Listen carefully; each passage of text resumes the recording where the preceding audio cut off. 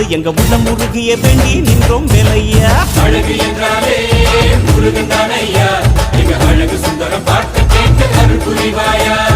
சேவல் கொடியுடன் சிரிக்கும் முருகையா, எங்க வாழ்க்கையில வெற்றி பொங்க தருவாயா. ஆறுபட வீடு கொண்ட முருகனுக்கு அரோகரா, அப்பானுக்கு பாடம் சொன்ன சுப்பனுக்கு அரோகரவும் பேர சொல்லி இந்த ஊரே வந்தோம். உன்னை தேடி வந்து எங்க உள்ளம் முருகிய வேண்டி நின்றோம் வேலை.